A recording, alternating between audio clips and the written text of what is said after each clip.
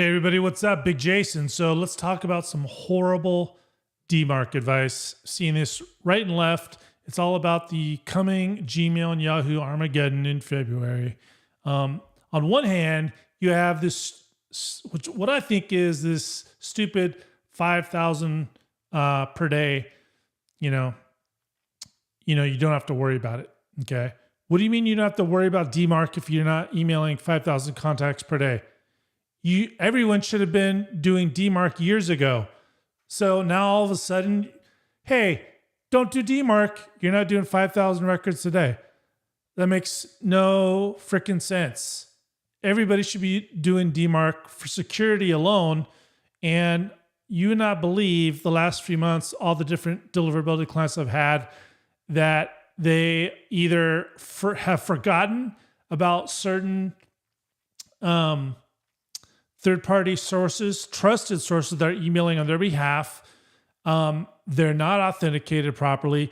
Some, like help desk software, they're using DNS authentication records for that help desk software from like over 5 years ago that doesn't even work anymore. So they're having deliverability issues from their help desk software. ESPs, help desk software, SaaS platforms, they email once or twice about the new authentication availability, like once or twice, and they expect all their customers to see it. That's typically how it is. They themselves do not email enough.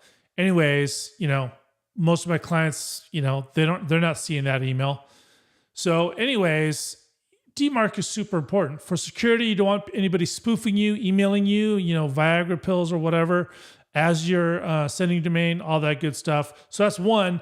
And then even SendGrid and some major ESPs are giving horrible advice for a minimum DMARC record.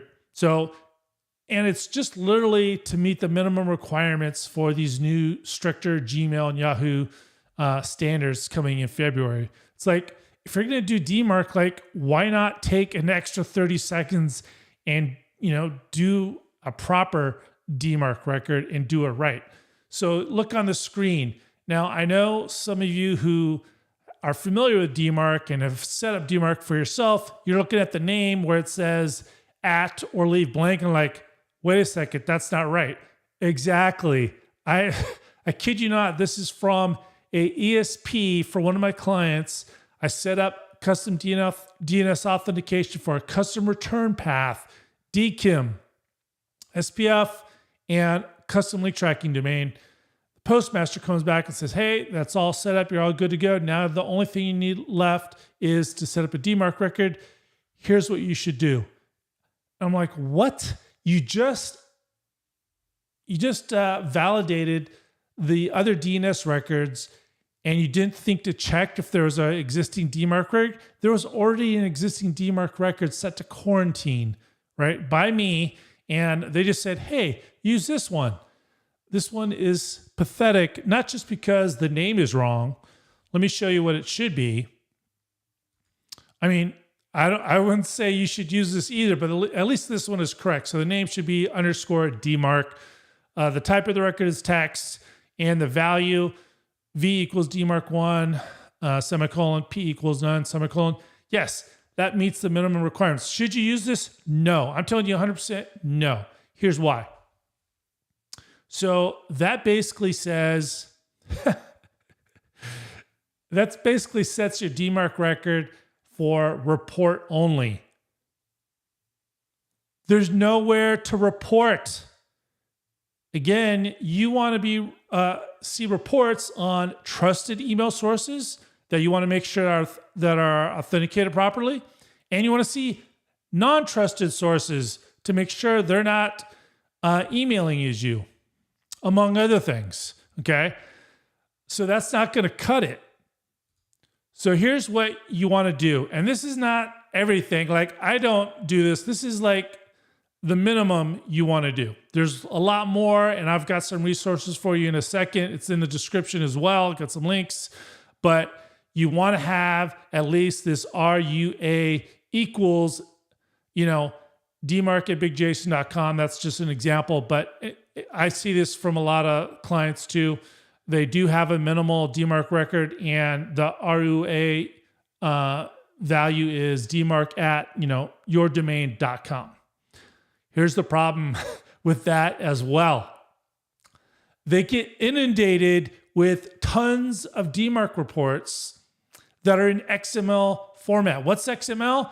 You don't have to know what XML is. Look it up in Google. But it's just basically gobbledygook that even if you have half an understanding what the matrix is all about, you're still not going to understand it. Or it's going to be too hard or too much bandwidth to figure out. So what you want to do is use a third-party DMARC reporting service, okay? There's a lot of them. There's some free ones.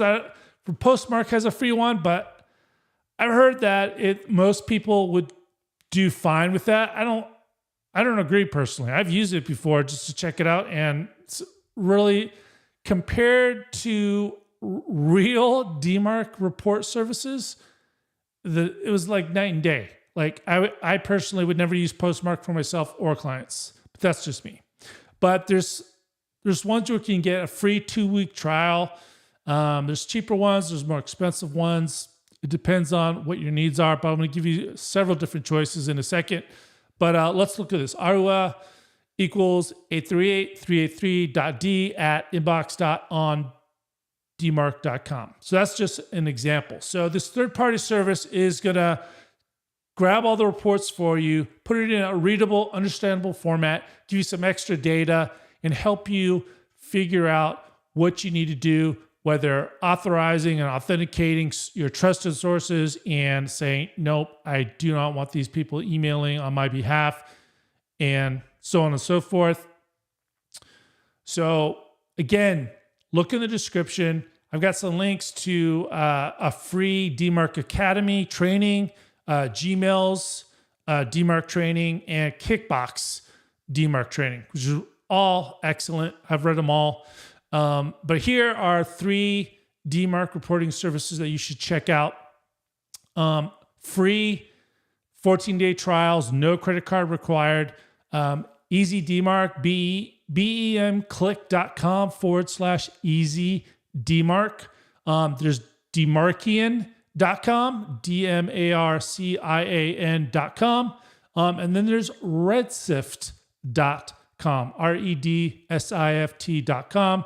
So again, guys, even if it's your ESP, even if it's SendGrid, if you've ever set up SendGrid, you know that it basically has the ability to go out and validate that you've set up your DNS records properly to be authenticated with SendGrid. But yet it doesn't check your DMARC record. It just says, yeah, you also want to add this. Sorry, this one.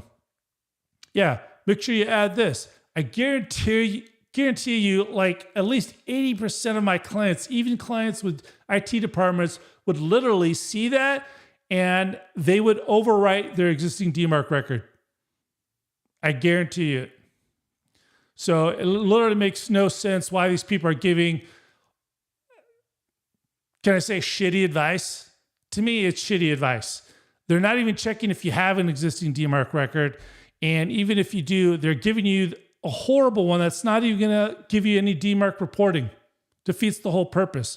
Oh, but it meets the requirements for, Gmail and Yahoo Doomsday in February. So what? So there you have it. If you have any questions or thoughts on this, does this seem kind of silly to you as well? For these legit sources like SendGrid telling people, even people with existing DMARC records, no, just add this value V equals DMARC 1 and P equals none, and ta-da, you're good. So let me know if you have any questions or comments in the comment section, and I will see you next time. And again, if you want help doing this with me, send me a private message. I do this all the time, and I'll talk to you soon.